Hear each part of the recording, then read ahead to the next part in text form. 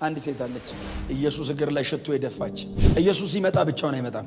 12 ሰው ይዞ ነው የሚመጣው እና ቤት ኢየሱስን ምሳ ከጋበዝከው መደገስ አለብህ። 12ቱም ደግሞ ረጅም መንገድ በእግር ነው የሚሄዱት፣ እርቧቸው ነው የሚመጡት። ስለዚህ ሰፋ ያለ ድግስ ካልደገስክ አትመልሰውም ኢየሱስን። 12 ሰው ሰብስበው ስምዖን እያበላ እያለ አንዲት ሴት የአልባስጥሮስ ሽቶ አይደል፣ በዛ ዘመን እንግዲህ ህንድ ሀገር የሚሰራ ሽቶ ነው ይሉታል። 300 ዲናር መሰለኝ የአንድ አይሁዳዊ የዓመት ገቢ ነው ማለት ነው አይደል፣ ግማሽ ሊትር ነው ይለዋል። እና መጣች ቀስ ብላ እግሩ ላይ ግማሽ ሊትር ሽቶ ደፍታ ከኢየሩሳሌም እስከ ቢታንያ ስለመጣ ቢታንያ ስለሆነ ጉዳዩ 7 ማይል አካባቢ ከ10 ኪሎ ሜትር ያላነሰ በእግር መጥቶበታል። ስለዚህ እግሩ አቧራ ጠግቧል ማለት ነው። ስለዚህ ሽቶ ደፍታበት እንትን ስትለው በሽቶ ተጨማለቅ አይደል እግሩ አቧራው ጭቃ ምናምን ስላለው ከዛ አልበቃ ብላት እንባ የቤቱን ባለቤት አቶ ስምዖንን ፎጣ አምጡ አላለች። በፀጉሯ አይሁዳውያን ፀጉራቸው ክብራቸው ነው። ፀጉሯን ዝቅ አድርጋ ታብስ ጀመር እግሩ።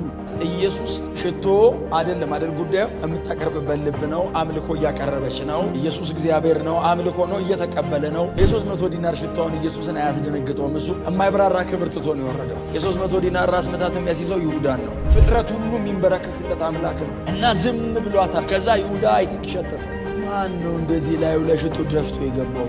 ደግሞ እኮ የዛ የአልባስጥሮስ ያ ውዱ ሽቶ ሲያይ አንድ ሴት ኢየሱስ እግር ስር ተደፍታ ሽቶ እንደገልብጣ መምህር ምንድነው መሰራው አለው። ምን ነው አለው። ድሆች እርዱ እያልክ ታስተምራለህ አለው። ይሄ ሁሉ ነገር ታዲያ እግር ላይ ተደፍቶብህ እቺ ሴት እንደዚህ ስትሆን እንደዚህ ምትላታለህ? ሸጠን ድሃ ብንረዳበታል። ሐሳቡ ባይዘወይ ችግር የለውም የተናገረበት ልብ ነው አጋንንት እንጂ ኢየሱስ ድሃ እርዱ የሁሌ ትምህርቱ ነው። ይሁዳ አቤት ታው ወርሺፕ ነው አትከልክል። አሁን አንተ ዲናሩ ጋር ያለው 300 ዲናር ባከነ አልባከነ ነው የምትለው። ኧረ አምልኮ ነው። ታው ለቀብር ያርገዋለች።